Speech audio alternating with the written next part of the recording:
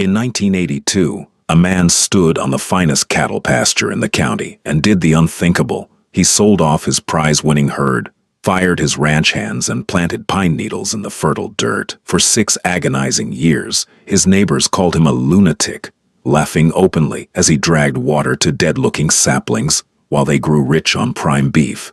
They mocked his poverty, his calloused hands, and his doomed dream. But the laughing abruptly stopped in the summer of 1988. What happened on that farm didn't just silence the critics, it completely shattered them. The wind sweeping through the Oak Haven Valley in the spring of 1982 carried the scent of sweet grass, damp earth, and an impending storm. It was a prosperous valley, nestled deep in the agricultural heartland of Oregon, where a man's worth was measured by the size of his herd and the greenness of his pastures. For 3 generations, the Vance family had been the undisputed kings of Oak Haven. Their 400-acre estate, known as the Emerald Bend, was the crown jewel of the county, famous for producing the heaviest, healthiest Black Angus cattle west of the Mississippi. When the patriarch, old Henry Vance, passed away quietly in his sleep that April, the entire town attended the funeral. They came to pay their respects, but also to size up the heir. Christian Vance was 34 years old, a quiet, broad-shouldered man with a degree in agricultural science that most of the local ranchers found suspicious. He had spent the last decade working alongside his father, learning the ropes, but he lacked old Henry's booming voice and backslapping charisma. Following the funeral, the expectations were heavy and clear. Thomas Granger, a rival rancher whose property bordered the Emerald Bend to the south, thus pulled Christian aside at the wake. Granger was a massive, red-faced man who wore his wealth in the form of custom silver belt buckles and a brand-new Cadillac. "Big shoes to fill, Artie," Granger said, chewing on a toothpick, his eyes scanning the vast rolling green hills of the Vance estate. "Market's looking prime this year. You keep your dad's breeding program going, maybe expand the winter feedlots, and you'll be sitting pretty. Don't go changing what ain't broken." Christian just nodded politely, offering a non-committal hum. But what Granger and the rest of Oak Haven didn't know was that Christian harbored a dark, terrifying secret about the Emerald Bend. For the past 3 years, Christian had been quietly taking soil samples from across the 400 acres, sending them off to an independent agronomy lab in Portland. The results were devastating. The lush, green appearance of the pasture was a chemical illusion, sustained by massive, increasingly expensive infusions of synthetic nitrogen and phosphorus. 3 generations of intense, high-density cattle grazing had severely compacted the subsoil and decimated the topsoil's organic matter. The land wasn't just tired, it was dying. Within a decade, the soil would turn to heavily alkaline hardpan, incapable of supporting the rich grasses the Angus required. The Emerald Bend was on the verge of ecological bankruptcy. Christian spent sleepless nights staring at the spreadsheets and soil reports spread across his kitchen table, the dim yellow light of the overhead bulb casting long shadows. His wife, Rosalie, a fiercely intelligent woman who taught history at the local high school, sat with him, rubbing his tired shoulders. "You can't keep pumping chemicals into it, Christian," Rosalie said softly one evening in late May. "It's going to bankrupt us before the dirt even dies." "I know," Christian whispered, running a hand through his thinning hair. "But if I reduce the herd to let the land recover, we default on the mortgage Dad took out for the new barns. There's only one way out. We have to pivot, radically." The decision Christian made over the next month would echo through the valley for years. He didn't just decide to reduce the herd, he decided to eliminate it entirely. He spent weeks corresponding with a reclusive forestry expert named Dr. Harrison Caldwell, researching a specific, rapidly growing, drought-resistant hybrid of ponderosa and loblolly pine. Christian hypothesized that the deep taproots of the pines would break up the compacted hardpan, while the dropping needles would slowly restore the acidic balance and organic matter to the topsoil. But it was a long game, a very long game. In August of 1982, the hammer fell. The Oak Haven livestock auction was usually a festive affair, but a stunned, deathly silence settled over the amphitheater when Christian Vance drove his entire herd of 300 premium Black Angus into the pens. Every single head of cattle, the breeding bulls, the heifers, the calves, the auctioneer, a fast-talking man named Billy Ray, actually stopped mid-sentence. "Christian, you liquidating a portion here?" "All of it, Billy." Christian's voice rang out, steady and clear across the dusty arena. "Sell them all." The murmurs started instantly. By the time the auction was over, fetching a handsome price admittedly, the rumor mill of Oakhaven was in overdrive. Was Christian dying? Was the bank foreclosing? Did Rosalie leave him? The truth came out 3 weeks later, and it was far stranger than the rumors. Thomas Granger, driving his truck past the Emerald Bend, hit the brakes so hard he left black skid marks on the county road. There, in the sprawling, beautiful, painfully expensive pasture, were 2 massive commercial tractors, dragging deep ripper plows, tearing up the pristine grazing grass. Behind them walked Christian and a crew of hired teenagers carrying canvas bags. They were dropping tiny, pathetic-looking twigs into the ripped earth. Granger threw his truck in park, hopped the wooden fence, and stormed out into the field. "Vance, what in God's name are you doing?" Granger bellowed over the roar of the diesel engines. "You're tearing up the best Bermuda grass in the state." Christian paused, wiping a streak of muddy sweat from his forehead. He looked at the tiny, 6-inch pine seedling he had just firmly pressed into the dirt. "I'm planting trees, Thomas." Granger stared at him, his face contorting in confusion, then pure, unadulterated disbelief. "Trees? Orchard trees? Apples? Cherries?" "Pines," Christian replied simply. "Timber." Granger looked at the vast expanse of the 400-acre pasture. He looked back at Christian, and then he started to laugh. It wasn't a polite chuckle. It was a loud, booming, mocking guffaw that carried across the ripped dirt. "Pine trees? In a cattle pasture?" Granger wheezed, slapping his knee. "Artie, you've lost your damn mind. This is agricultural zoning, boy. Do you know how long it takes for a pine tree to mature? 20, maybe 30 years. You'll be eating out of a tin can behind the soup kitchen before these twigs are tall enough to shade a dog." "I've got a plan, Thomas," Christian said quietly, turning back to his work. "Yeah, a plan to go broke," Granger sneered, turning back toward his truck. Your daddy is spinning in his grave so fast he could power the whole county, Artie. You're a fool." By nightfall, the whole town knew. Christian Vance had lost his mind. He was planning a forest in a pasture, and the laughter had only just begun. The year 1983 brought an unusually harsh, dry spring to the valley. For Christian and Rosalie Vance, it was the beginning of a grueling, humiliating endurance test. Planting 40,000 hybrid pine seedlings by hand across 400 acres had physically broken Christian. His hands were perpetually blistered, his fingernails permanently stained with dark soil, and his back ached with a dull, throbbing intensity that no amount of hot water or aspirin could soothe.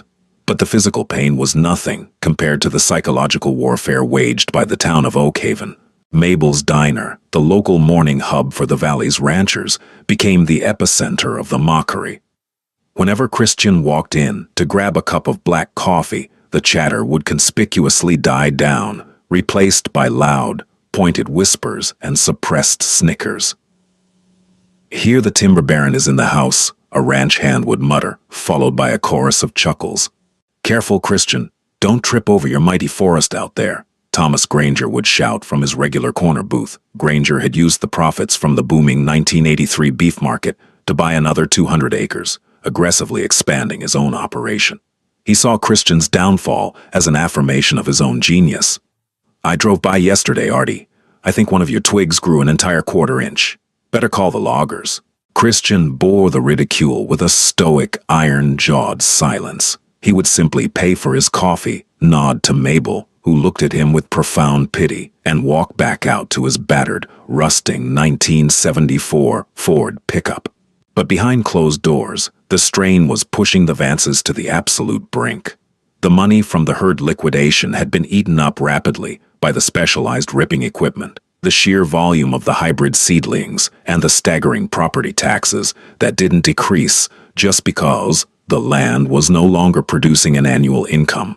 To keep the lights on and pay the mortgage, Rosalie took on extra tutoring hours after her teaching job, often not returning home until 8 at night.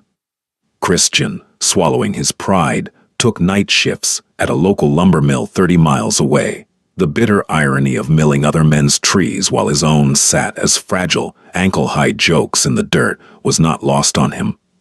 Then came the summer of 1985, the Great Bake, the locals called it. For 84 days, not a single drop of rain fell on the Oak Haven Valley.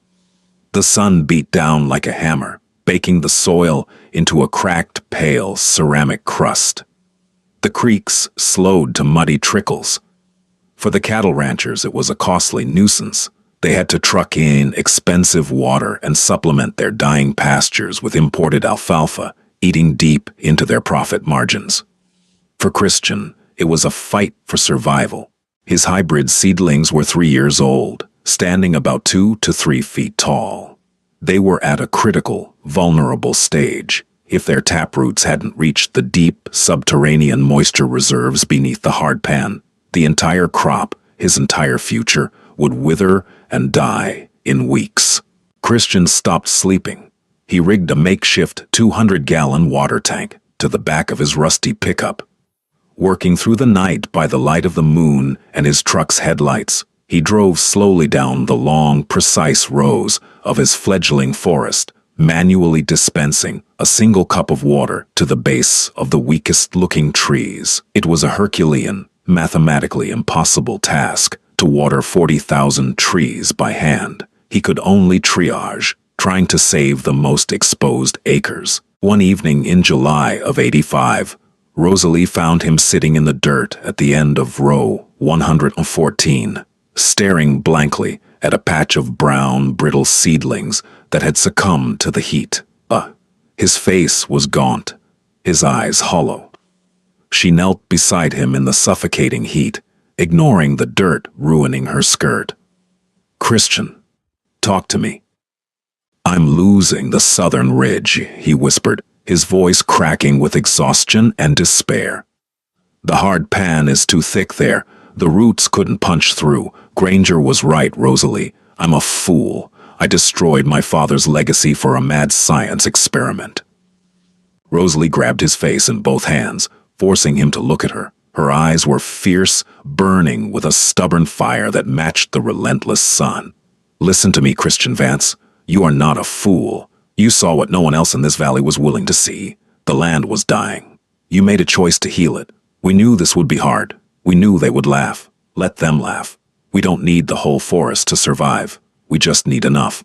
She stood up, grabbed a heavy plastic bucket from the truck, and walked over to the water tank. "Now show me how the valve works. You take the left side of the row. I'll take the right." They worked until dawn. As 1986 rolled in, the financial news tightened. The local bank, Oak Haven First National, requested a meeting. William Caldwell, the branch manager, a man whose suits cost more than Christian's truck, sat behind his mahogany desk and steepled his fingers. "Christian, Rosalie," Caldwell said smoothly, dripping with false sympathy. "You've missed 2 consecutive payments on the agricultural loan. The board is getting anxious. Frankly, Christian, the collateral on the property has plummeted. A working cattle ranch has value. A field full of whatever it is you have out there does not." "It's a timber plantation, Bill," Christian said, his voice tight. Caldwell smiled condescendingly. "Timber plantations are in the Cascades, Christian, not in the Valley Basin. I've had independent appraisers look at your land. They estimate the cost of clearing those pines to restore the pasture is higher than the land's current value. If you can't come up with $20,000 by the end of the year, we will have no choice but to initiate foreclosure proceedings." Christian and Rosalie walked out of the bank into the crisp autumn air. The town square was bustling. Across the street, Thomas Granger was leaning against his new truck, laughing loudly with a group of ranchers. He saw Christian, tipped his Stetson mockingly, and shouted, "Timber market's up a penny, Artie. You're practically a millionaire." Christian didn't look away. He stared Granger down, his jaw locked. He had nothing left to sell. He had nothing left to mortgage. The laughter, the whispers, the suffocating debt. It had been 4 years of unbroken torment. But when Christian returned to the Emerald Bend that afternoon, he didn't go to the house. He walked out into the center of the 400-acre plot. He stopped and looked down. He fell to his knees and dug his fingers into the soil. For the first time in his life, the dirt didn't feel like compacted chalk. It felt crumbly. It smelled alive. He looked up at the pine tree next to him. It was no longer a seedling. The hybrid genetics and the deep tap roots that had finally broken through the hardpan were doing exactly what Dr. Harrison had predicted. The tree was nearly 6 feet tall, its trunk thickening, its needles a vibrant, aggressive green. The forest was holding on. And underneath the soil, invisible to the mocking eyes of the valley, a miraculous transformation was taking root. The shift began subtly in the late autumn of 1987, like a low-pressure system rolling over the mountains before a massive storm. For 5 years, the cattle ranchers of Oak Haven Valley had enjoyed record profits, fueled by cheap grain and high consumer demand. But markets are cyclical, and nature is unforgiving. It started with a massive geopolitical shift. Grain exports skyrocketed, causing domestic feed prices to triple seemingly overnight. Simultaneously, a mild recession hit the national economy, and the demand for premium beef plummeted. People were buying chicken and pork. By December of 1987, panic was whispering through the booths at Mabel's Diner. Thomas Granger, who had leveraged his entire expanded estate to buy hundreds of extra head of cattle at the market's peak, was suddenly hemorrhaging money. He was spending thousands of dollars a week just to feed animals that were dropping in value every single day. Then, the final nail in the coffin arrived. The winter of white iron. January kalt infraland intervate brought the most brutal, sustained freeze the Oregon valleys had seen in 50 years. The ground froze solid for 6 weeks. The imported feed froze. The water troughs froze. Granger and the other ranchers worked 20-hour days just to keep their herds alive, burning through their cash reserves like dry kindling. Christian Vance, however, slept soundly. He didn't have a herd to feed. He didn't have water troughs to thaw. He only had his trees, and his trees were doing something spectacular. The specific hybrid Christian had planted, the cross between the fast-growing Loblolly and the cold-hardy Ponderosa, thrived in the extreme conditions. While the cold forced the trees into dormancy, it completely eradicated a devastating root-boring beetle that was wreaking havoc in the region's natural forests. Furthermore, the thick layer of pine needles that had accumulated over the past 6 years acted as a thermal blanket, protecting the newly softened, regenerating topsoil. When the spring thaw finally came in March of 1988, the contrast between the Emerald Bend and the rest of the valley was visually shocking. Granger's pastures, heavily overgrazed and chemically depleted, turned into a muddy, barren wasteland. The grass simply didn't come back. The soil, devoid of organic matter, washed away in the spring rains, leaving deep, ugly gullies across his property. His starving, emaciated cattle stood knee-deep in gray mud. Christian's property, however, was an ocean of brilliant, towering green. The trees had hit their exponential growth phase. At 6 years old, fueled by the rich, untapped subterranean moisture their deep taproots had accessed, they were an astonishing 15 to 18 feet tall. They stood in perfectly straight, uniform rows, a dark, emerald fortress rising from the valley floor. But the true twist of fate, the event that would etch Christian Vance's name into the history of the region, arrived in May of 1988. The environmental movement in the Pacific Northwest reached a boiling point. In a landmark, highly controversial decision, federal injunctions were suddenly placed on millions of acres of old-growth forests to protect the habitat of the northern spotted owl. Almost overnight, commercial logging on federal lands ground to a catastrophic halt. The timber mills, the pulp plants, and the construction conglomerates were thrown into absolute chaos. The supply of harvestable wood vanished, but the booming housing market in California was demanding lumber at record rates. Timber prices didn't just rise, they exploded, skyrocketing to historical, unprecedented highs. Mill owners were desperate, scrambling to find private timber reserves to keep their massive saw blades spinning. It was a Tuesday morning when the black sedans arrived in Oak Haven.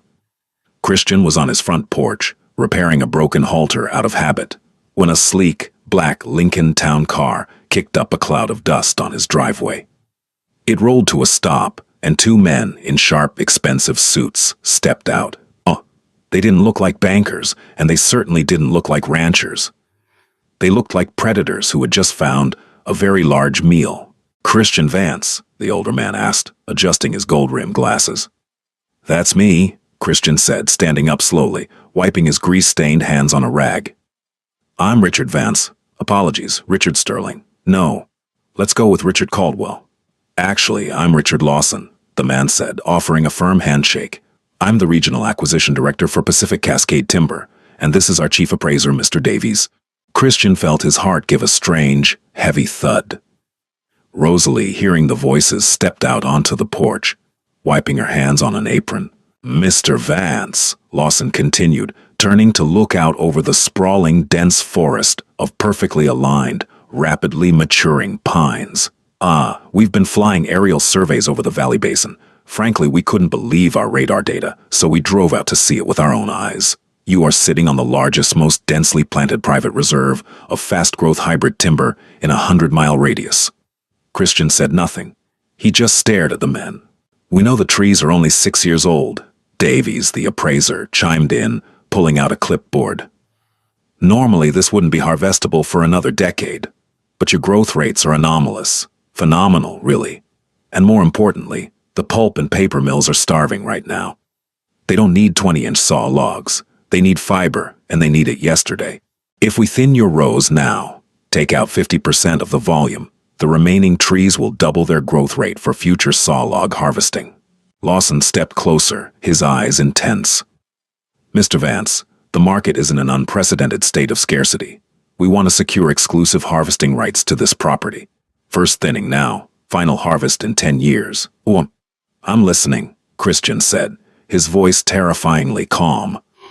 Lawson pulled a folded piece of paper from his inner jacket pocket and handed it to Christian. "This is our initial offer for the first stage thinning rights alone. Paid in cash, escrowed by Friday." Christian took the paper. He unfolded it. He stared at the number printed at the bottom. The silence on the porch stretched for 10 seconds, then 20. Rosalie stepped up beside him and looked over his shoulder. She let out a sharp, involuntary gasp, her hand flying to cover her mouth. The number on the paper wasn't just enough to pay off the bank loan, it was enough to buy the bank. "If that number is insufficient, Mr. Vance, we are fully authorized to negotiate," Lawson said quickly, misreading Christian's stunned silence. "We need this wood." Christian slowly folded the paper and slipped it into his shirt pocket. He looked out over the Emerald Bend.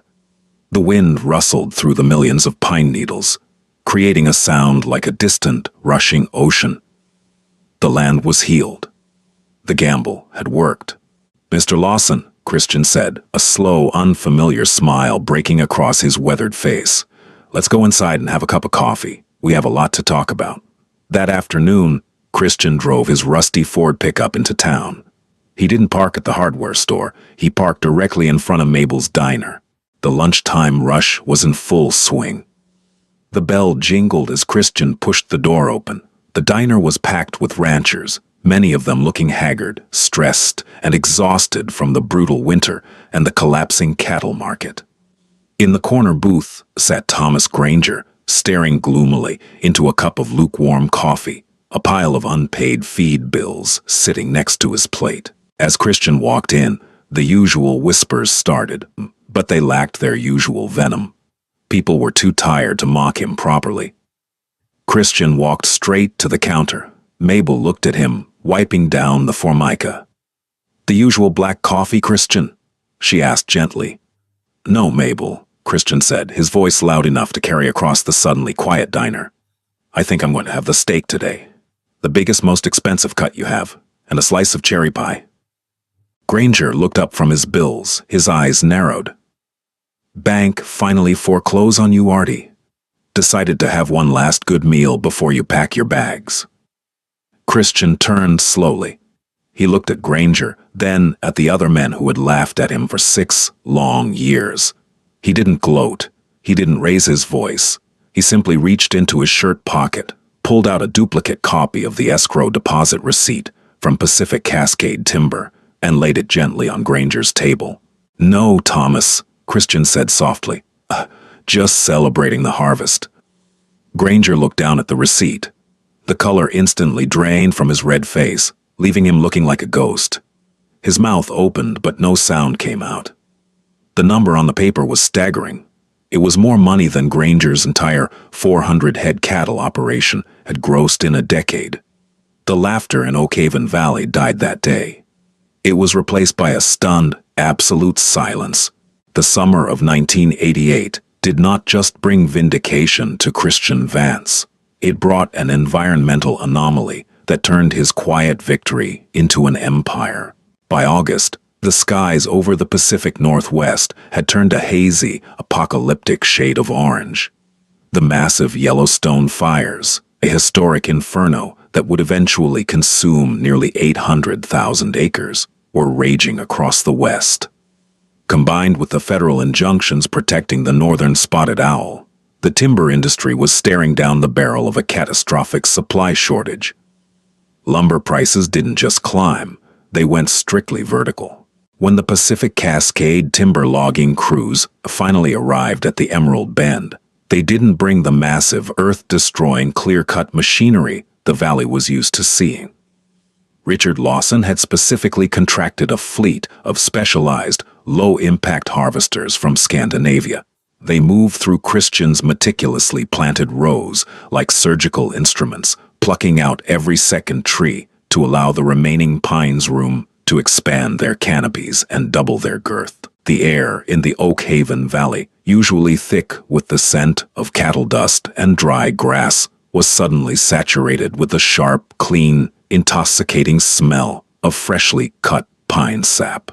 For 3 weeks, the logging trucks rolled out of the Emerald Bend in a continuous, heavy procession, and with every truck that crossed the county line, Christian Vance's bank account swelled. The escrow cleared in mid-September. The final payout for the first stage, thinning rights alone, was a staggering $1.4 million, a sum that, adjusted for the era, made Christian one of the wealthiest men in the county overnight. His first stop was Oak Haven First National Bank. William Caldwell, the bank manager who had smugly threatened Christian with foreclosure just 2 years prior, practically tripped over his own expensive rug, rushing to greet Christian in the lobby. "Christian, my goodness, it is spectacular to see you," Caldwell beamed, his hand extended, his eyes darting to the leather briefcase in Christian's hand. "I've been telling the board that the Vance family has always possessed a unique, visionary spirit. We have some incredibly lucrative wealth management portfolios we'd love to discuss." "Save it, Bill," Christian interrupted, his voice low and devoid of warmth. He bypassed the handshake, unlatched the briefcase on the receptionist's counter, and withdrew a certified cashier's check. "This pays off the agricultural loan on the Emerald Bend. The second document is the transfer of all my remaining operational accounts to the Federal Credit Union in Portland. I want my family's name off your ledgers by 5 o'clock. Caldwell's smile collapsed into a pale, tight line. Christian didn't wait for a response. He turned and walked out into the crisp autumn air. While Christian was quietly securing his family's future, the rest of the valley was unraveling. The winter of white iron had broken the back of the local cattle economy, and the subsequent summer drought had finished the job. No one was hurting more than Thomas Granger. Granger had expanded too aggressively, borrowing heavily against his land at the absolute peak of the market. His pastures were now severely eroded mudflats. His remaining herd was emaciated, and the interest rates on his variable loans were eating him alive. By November of 1988, the whispers at Mabel's diner had shifted targets. The same men who had laughed at Christian's pine twigs were now muttering about Granger's impending bankruptcy. The climax arrived on a freezing Tuesday morning in early December. The Oak Haven County Courthouse steps were crowded with solemn ranchers. Granger's prized 600-acre estate, bordering the Emerald Bend, was on the auction block.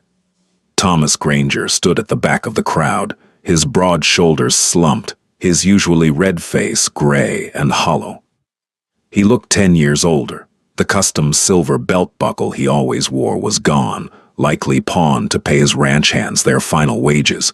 The auctioneer began the bidding. The reserve was low, set by the bank just to recoup the debt.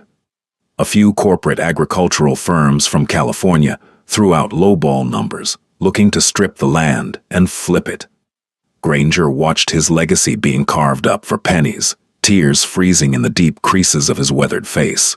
$300,000 to the holding company out of Fresno, the auctioneer called out. Going once, going twice.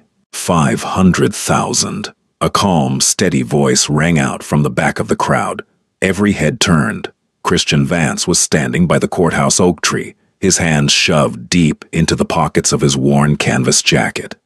A murmur rippled through the crowd. The Fresno representative glared at Christian and raised his paddle. $550. $600, Christian countered instantly, his face unreadable. The corporate buyer hesitated, calculated the degraded quality of the soil, and shook his head, lowering his paddle. Sold, the auctioneer slammed his gavel. To Christian Vance. The crowd parted silently as Christian walked up to sign the deed papers. When he was finished, he turned and walked directly toward Thomas Granger. The larger man tensed, bracing himself for the gloating, the mockery, the devastating revenge he knew he absolutely deserved. He had ridiculed Christian for 6 years. He had laughed while Christian bled. "Go ahead, Artie," Granger rasped, his voice cracking. "Say it. You won. You bought me out with your damn tree money. You own the whole valley now."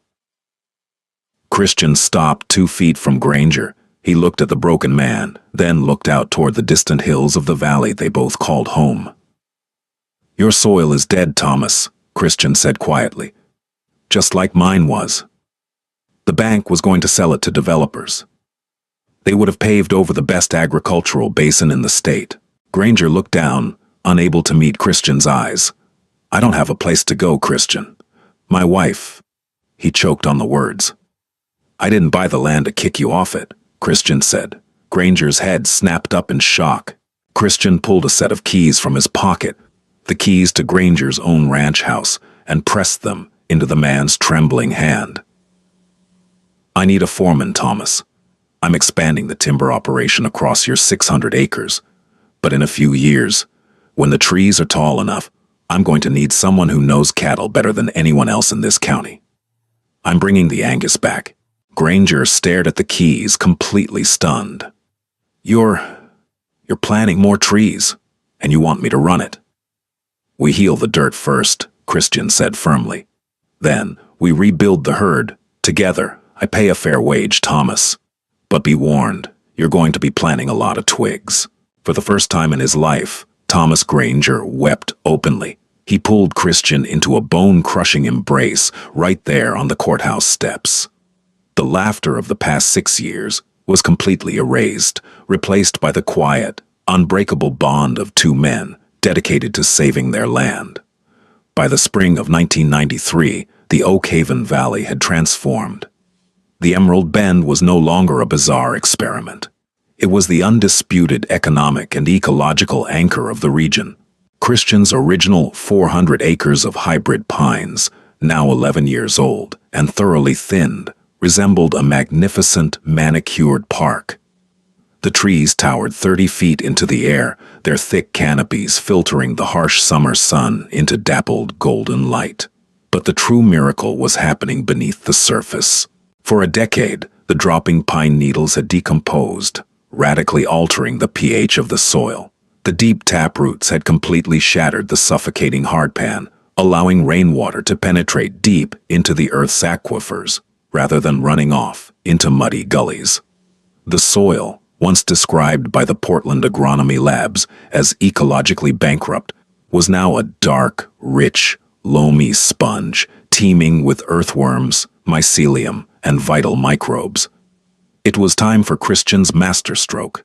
In May of 1993, a fleet of livestock trailers rolled down the newly paved driveway of the Emerald Bend. Thomas Granger, wearing a new Stetson and a look of fierce determination, directed the trucks toward the gates of the pine forest. The valley watched in utter fascination as Christian and Granger unloaded 100 head of premium, grass-fed Black Angus cattle, not into an open, sun-baked pasture, but directly into the woods. It was a system known in obscure academic circles as pasture, the intentional, integrated management of trees, forage, and livestock. Christian had spent the last 2 years quietly seeding the forest floor with a shade-tolerant mix of orchard grass and clover. Protected from the baking heat of the Oregon summer by the pine canopy, the grass grew thick, lush, and highly nutritious. "Watch them, Thomas," Christian said, leaning against the wooden fence as the black cattle trotted into the cool shade of the pines, immediately dropping their heads to graze on the vibrant green clover. "They aren't panting," Granger noted, awe in his voice. Normally by noon in May, they're crowded around the water troughs, stressing off weight. Here, it's 10 degrees cooler under the canopy. The synergy of the system was absolute genius. The trees protected the cattle from heat stress, drastically improving their weight gain and health. In return, the cattle grazed down the underbrush, significantly reducing the wildfire risk to Christian's valuable timber. Furthermore, their manure provided a constant, natural cycle of nitrogen fertilizer directly to the roots of the growing pines.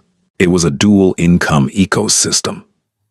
Christian was growing high-value timber vertically and premium beef horizontally on the exact same acre of land. Word of the Emerald Bend's success spread far beyond the gossip booths of Mabel's Diner. By 1995, Oak Haven Valley became a pilgrimage site for agricultural scientists. Researchers from Oregon State University's College of Agricultural Sciences arrived in white vans, setting up monitoring stations among the trees. Dr. Elias Thorne, a leading agronomist from OSU, stood in the middle of Christian's forest, holding a core sample of the dark, fragrant soil. He looked at Christian and Rosalie, shaking his head in disbelief. "The organic matter in this topsoil has increased by 400% in 13 years. Dr. Thorne told them, his clipboard full of staggering data. "Christian, what you've done here, it challenges 50 years of conventional ranching wisdom. You haven't just sustained this land, you've actively regenerated it.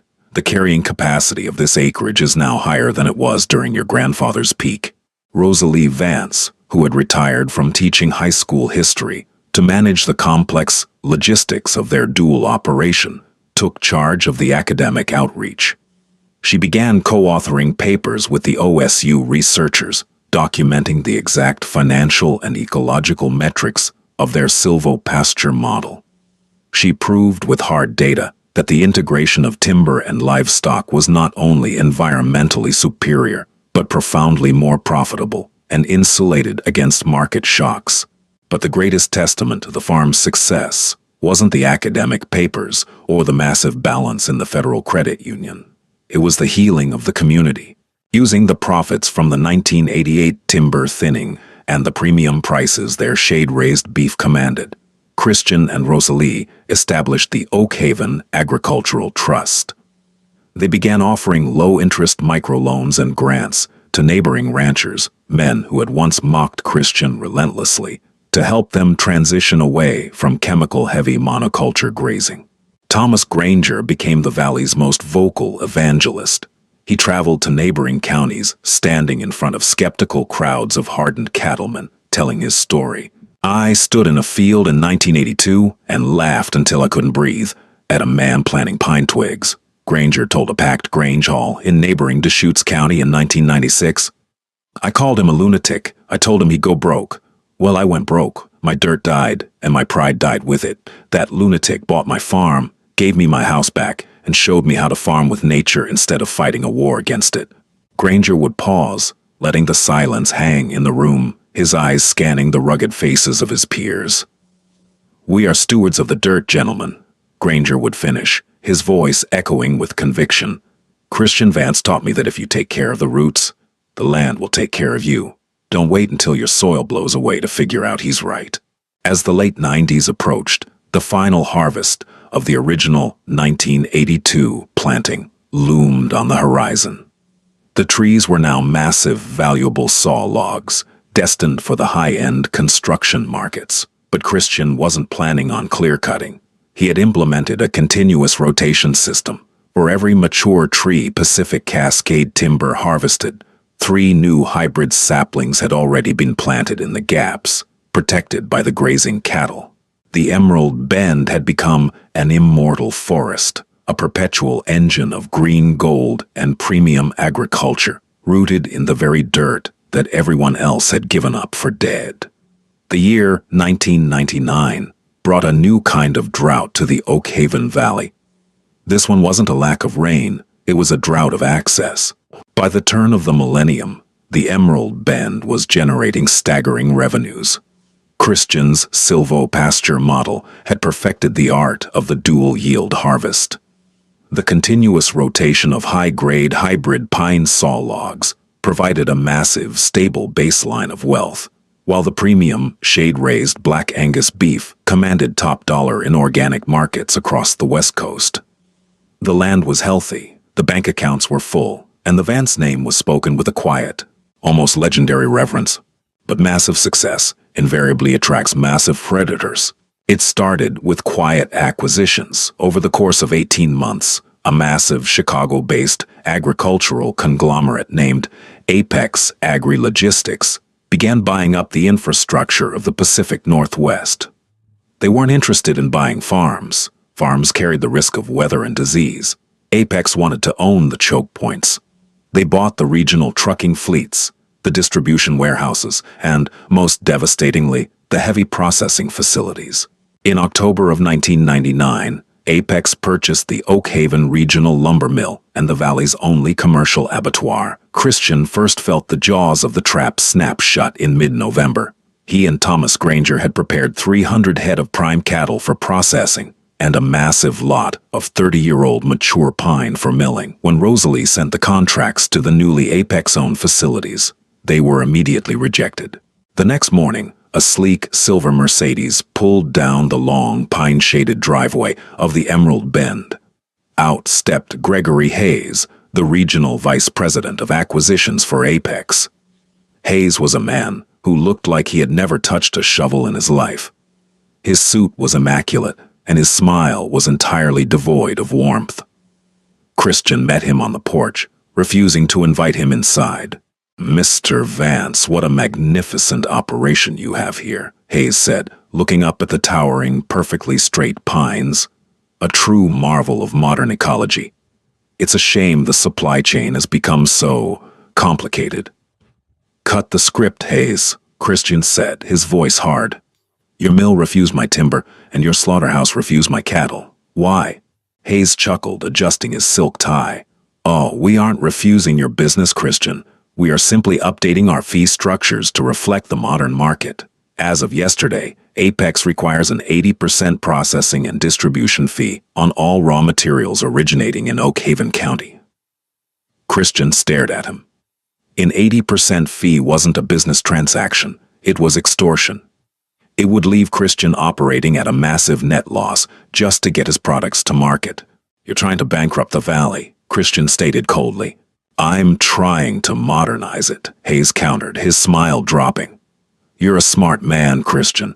You know how this ends. You hold the patents and the operational data for the most profitable silvopasture system in the hemisphere. Apex wants that intellectual property, and we want this land. We are prepared to offer you a very generous buyout. Take the money, retire to a beach in Florida, and let the professionals handle the dirt."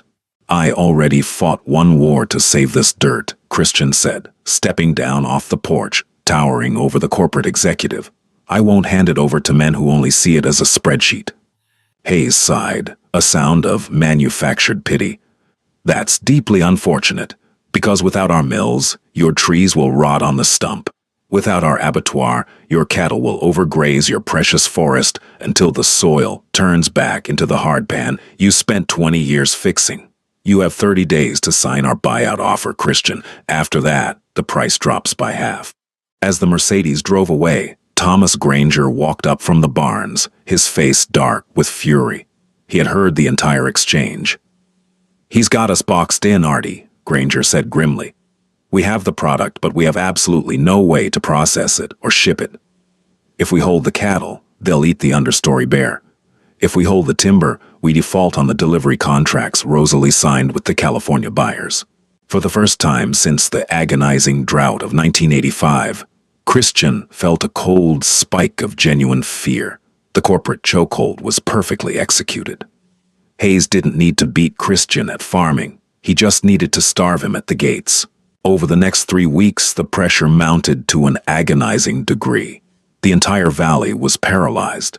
The neighboring ranchers who had used Christian's microloans to rebuild their own herds were suddenly facing the exact same ruinous 80% fees.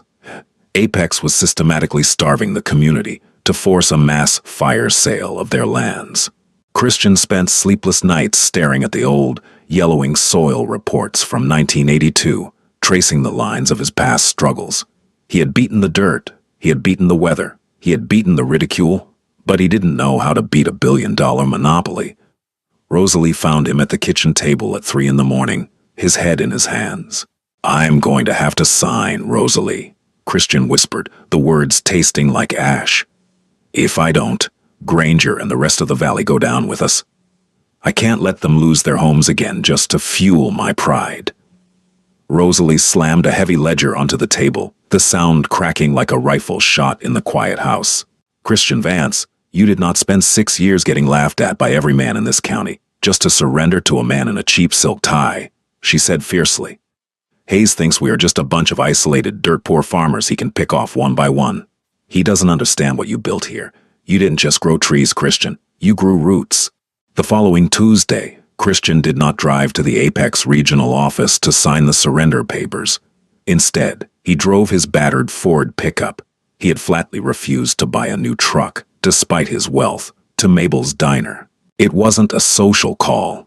Rosalie had spent the last 48 hours on the telephone, and Thomas Granger had driven to every property line in the county. When Christian walked through the diner doors, the room was packed to the absolute brim. Every rancher, farmhand, and agricultural worker in Oak Haven Valley was there. Christian walked to the front of the room. The silence was absolute, but it wasn't the mocking, whispering silence of 1983. It was a silence of profound respect and desperate anticipation. "You all know what Apex is doing," Christian began, his voice steady and resonant. "Gregory Hayes wants to squeeze us until we break. He owns the mill. He owns the slaughterhouse. He thinks he owns us." Christian looked at Samuel Cobb, a third-generation rancher who had nearly lost everything before Christian's trust fund bailed him out. He looked at Thomas Granger, standing tall by the door. "In 1982, I made a bet on this valley," Christian continued. "I bet that if we changed our ways, the land would provide. Now I'm making a bet on you. Hayes is relying on the fact that we are divided. He thinks we don't have the capital to fight back. Alone, he's right. Together, he's dead wrong." Rosalie stepped up beside him, unrolling a large architectural blueprint across the diner's front counter. 40 miles east of here, just across the county line, sits the old Red Creek rail yard, Rosalie announced, her voice ringing with authority. "It went bankrupt in 92. It has an abandoned but structurally sound lumber mill and a heavy-load freight spur that connects directly to the Union Pacific Main Line. It's out of Apex's jurisdiction." She pinned a financial breakdown to the board behind her. Resource needed cost, or FIPRISPERTS, the available Oak Haven capital. Red Creek property acquisition, $1.2 million, $0 currently. Mill refurbishment and abattoir build, $2.5 million, $0 currently. Independent freight contracts, $800,000, $0 currently. Total required capital $4.5 million. Apex assumes we can't raise $4.5 million to buy and retrofit our own infrastructure, Rosalie said, and they're right. Christian and I can't do it alone. But if we pool every resource, every emergency fund, and leverage every acre of healthy land in this valley as a collective cooperative, we don't need Apex. We become our own supply chain. A low murmur rippled through the diner. It was an astonishing, terrifying risk. They would be betting their homes, their land, and their entire futures on a derelict rail yard. Woody, Thomas Granger was the first to move. He walked to the front, pulled a folded checkbook from his denim jacket, and slammed it onto the counter. Christian bought my farm back from me when I was too blind to see the truth, Granger boomed, his voice echoing off the tin ceiling. He taught us how to heal our dirt. I'm not letting some suit from Chicago pave over it. I'm in for every dime I have. Samuel Cobb stood up next. My granddad built my ranch. Apex ain't stealing it. I'm in. One by one, the ranchers of Oak Haven Valley walked to the front of the diner. Men who had once laughed at Christian Vance now placed their entire livelihoods in his hands. By noon, the newly formed Oak Haven Silva Pasture Cooperative had raised $6 million in committed capital. The next 6 months were a blur of absolute frantic labor. The valley moved as a single, unstoppable organism. While Christian and Granger managed the combined herds and timber harvests of the entire county, Rosalie spearheaded the Red Creek project.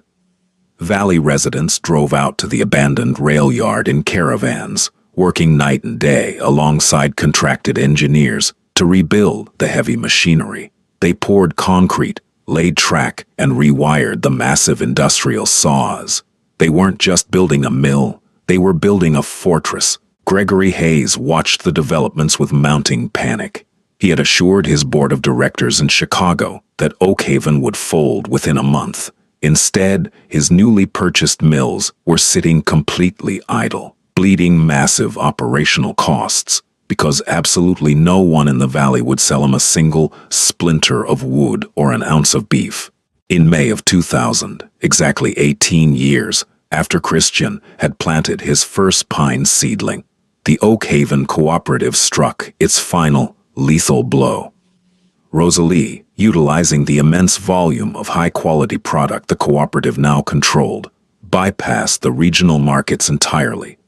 She secured a massive direct-to-buyer contract with a multinational organic grocery chain for their beef and a premium Scandinavian furniture manufacturer for their sustainable timber. On a bright Tuesday morning, the first Union Pacific freight train rolled onto the newly refurbished Red Creek Spur. Christian, Rosalie, and Granger stood on the loading dock, watching as thousands of board feet of pristine Emerald Bend pine and refrigerated cars of Oak Haven beef were loaded onto the train. There were no middlemen. There were no exorbitant fees. As the train's horn blasted, signaling its departure toward the main line, a silver Mercedes pulled into the dusty lot of the Red Creek yard. Gregory Hayes stepped out, looking frantic and disheveled. His arrogance was entirely gone, replaced by the desperate sweat of a man whose career was disintegrating. Hayes practically jogged over to the loading dock. Christian, Vance, wait, we can negotiate. I'm authorized to offer you a 0% fee for 5 years. Just bring the product back to the Apex mills. My board is going to liquidate my division if those mills sit empty. Christian looked down at Hayes from the elevated dock. He didn't feel anger anymore, only the calm, solid certainty of a man who knew exactly what his foundation was built upon. You should have looked at the soil, Hayes, Christian said quietly over the roar of the departing train engine. You thought you were dealing with isolated crops. You didn't realize that in this valley the roots are all connected. Christian turned his back on the executive and walked away, linking his arm through Rosalie's. They had saved the farm, they had healed the land, and now they had liberated their valley. The turning of the millennium cemented the Oak Haven Cooperative as an agricultural juggernaut. But the ultimate vindication of Christian Vance's vision didn't arrive via a bank statement. It arrived on a terrifying ash-choked wind in the late summer of 2012. Christian was now 64 years old. His hair had turned a stark, distinguished white, and though he moved a little slower, his shoulders remained as broad and unyielding as the pines he had planted 30 years prior. The Emerald Bend was a masterpiece. The original trees, now towering giants pushing 80 feet into the sky, formed a cathedral-like canopy over the lush, shaded pastures where the descendants of the original Black Angus herd grazed in quiet contentment. But the world outside the valley was changing rapidly. The climate was growing more erratic, producing longer, hotter, and drier summers. August of 2012 brought the Blackwood Ridge Inferno, though the locals simply came to call it the Beast. Sparked by a dry lightning strike in the unmanaged, drought-stricken federal lands to the east, the fire exploded. Fueled by decades of dead underbrush and deadfall, it consumed 40,000 acres in 3 days, creating its own apocalyptic weather system.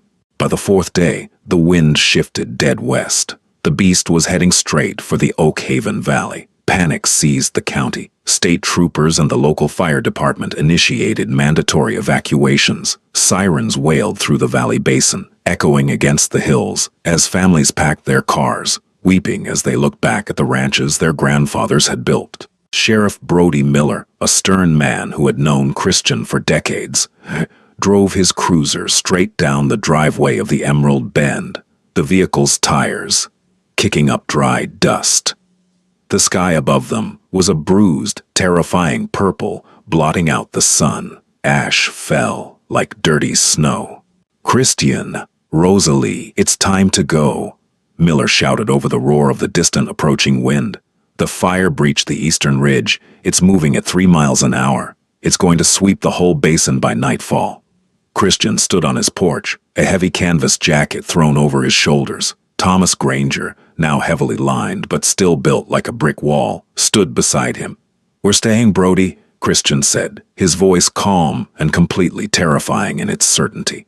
Miller's face flushed with anger and fear. "Christian, don't be a fool. You're sitting in the middle of a 400-acre pine forest. When a crown fire hits those trees, it's going to explode like a fuel bomb. The heat will vaporize this house. You have to leave." "The fire won't crown here, Brody," Christian replied, stepping down from the porch. "Tell your bulldozer crews to anchor their containment lines on my eastern fence. We'll hold the line." Miller argued, pleaded, and finally threatened arrest. But Christian and Thomas refused to budge. As the sheriff sped away to assist the remaining evacuees, the two men walked out into the massive, silent forest. Rosalie had already evacuated the valley with the cooperative's financial ledgers and the younger families, leaving Christian and Thomas to face the coming storm. By 4 p.m., the roar of the fire sounded like a fleet of freight trains. The heat pushed ahead of the flames, a suffocating physical wall that withered the leaves on the remaining oak trees at the valley's edge. When the wall of fire finally hit the eastern boundary of the Emerald Bend, conventional forestry dictated that Christian's life's work should have vanished in a catastrophic fireball. Instead, an absolute miracle of ecological engineering occurred. For a forest fire to climb into the canopy and become an unstoppable crown fire, it requires ladder fuels, dry brush, dead lower branches, and tall weeds to carry the flames upward. But Christian's Silvo pasture model had completely eliminated them. The grazing effect. The Black Angus cattle had meticulously grazed the understory for decades, keeping the grass short and green, leaving absolutely no dry brush to ignite. The pruning strategy. To produce high-value, knot-free saw logs, Christian and Thomas had manually pruned the lower 20 feet of branches from every single pine tree on the property. There was a massive, empty gap between the ground and the canopy. The spongy soil. 30 years of accumulated organic matter had turned the hard pan into a deeply moist, loamy sponge. Even in the drought, the subsurface moisture radiating upward kept the ambient temperature beneath the trees significantly cooler. When the towering 100-foot wall of flame slammed into the edge of Christian's forest, it hit a brick wall of physics. With no ladder fuels to climb, the fire literally fell out of the sky. The massive crown fire collapsed, dropping to the forest floor, where it was instantly starved of fuel by the short, green, cattle-grazed clover. Christian and Thomas stood 50 yards back, watching through the smoke as the apocalyptic inferno reduced itself to a sputtering, ankle-high surface fire that crept harmlessly over the moist dirt, scorching the thick bark of the mature pines, but failing to ignite them. The Emerald Bend didn't just survive the fire. It acted as a massive 400-acre fire break. The beast crashed against Christian's trees, split in two, and was funneled into the rocky, barren ravines to the north and south, where the state fire crews were finally able to flank and extinguish it. When the smoke cleared 3 days later, the Oak Haven Valley was untouched. Sheriff Miller returned to the Emerald Bend, stepping out of his ash-covered cruiser. He looked at the perfectly green, towering canopy of Christian's pines, and then at the charred, blackened wasteland of the unmanaged federal lands just beyond the fence line. He took off his hat, walked up to Christian, and simply shook his hand in absolute, stunned silence. The aftermath of the 2012 fire elevated Christian Vance from a successful rancher to a regional legend. The State Forestry Department, astounded by the survival of the Emerald Bend, sent an army of ecologists and fire scientists to study the property. They concluded what Christian had known for decades. The integration of managed agriculture and forestry wasn't just a financial life hack. It was the most resilient, fire-resistant ecological model in the American West. Within a year, the governor of Oregon signed legislation offering massive tax incentives for ranchers who adopted Christian's silvo-pasture model. The Oak Haven Cooperative, which already held the patent on the infrastructure and the generational knowledge of the process, became the premier consulting body for the entire Pacific Northwest. But for Christian, the true victory was much closer to home. By 2018, the physical demands of the harvest were finally catching up with him. It was time to pass the torch. The transition was seamless, largely because it had been planned for 20 years. Matthew Granger, Thomas's youngest son, a boy who had grown up running through the shaded rows of Christian's pines, whose college education in agronomy had been fully funded by the Oak Haven Agricultural Trust, stepped into the role of head operational manager for the cooperative. Matthew possessed his father's booming voice, but Christian's quiet, calculating intellect. On a crisp October morning in 1988, 36 years after Christian had liquidated his father's herd and planted his first seemingly doomed seedling, the valley threw a retirement celebration. They didn't hold it in a stuffy banquet hall, they held it right in the middle of the Emerald Bend, beneath the massive, fragrant canopy of the hybrid pines. Long wooden tables were set up between the perfectly aligned trunks, loaded with premium shade-raised beef and local produce. Every family in the valley was there. Thomas Granger, leaning heavily on a carved pine cane, stood up to give the toast. The crowd quieted immediately. 40 years ago, this dirt was dying, Thomas said, his voice echoing through the trees, rich with emotion, and I was too arrogant to see it. When Christian Vance started dropping twigs into the mud, I stood right over there. Thomas pointed a crooked finger toward the eastern fence line, and I laughed at him. I called him a fool. I told him he was ruining his legacy. Thomas turned and looked directly at Christian, who was sitting quietly next to Rosalie, his hand resting over hers. Christian didn't yell back, Thomas continued, wiping a tear from his weathered cheek. He didn't curse me out. He just kept planting. He endured the whispers, the jokes, and the drought because he knew something the rest of us didn't. He knew that true wealth doesn't come from stripping the land. It comes from healing it. He saved my farm. He saved this town from the corporations, and he saved us from the fire. Thomas raised his glass high. To Christian and Rosalie Vance, the roots of Oak Haven. The cheer that erupted through the forest was deafening. It was a roar of profound gratitude, a sound that washed away the last lingering ghosts of the laughter from 1982. As the sun began to set, casting long, golden shafts of light through the pine needles. Christian slipped away from the noise of the party. He walked deep into the older section of the forest, the very first acre he had planted. The trees here were magnificent, their trunks so thick he couldn't wrap his arms around them. He stopped and looked down. He slowly knelt, his joints protesting slightly, and dug his bare hands into the earth. The soil was incredible. It was dark, crumbly, and smelled heavily of life, of mycelium, damp needles, and deep, ancient moisture. It was perfect. Christian smiled, a quiet, deeply satisfied expression. He patted the dirt, stood back up, and placed a hand against the rough bark of the nearest giant pine. He had bet his entire life on this dirt, enduring years of humiliation and financial terror, but the land had not betrayed him. He had given it the roots it desperately needed, and in return, it had given him an empire, a community, and an immortal legacy. The laughter had faded decades ago.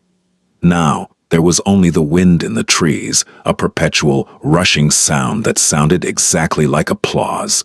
Christian's story proves that visionary thinking often looks like madness to those who refuse to see beyond the next harvest.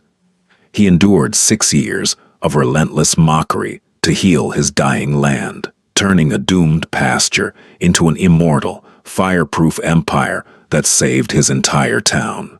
If Christian's grit, his brilliant silvopasture strategy, and his ultimate victory over the doubters inspired you, please hit that like button.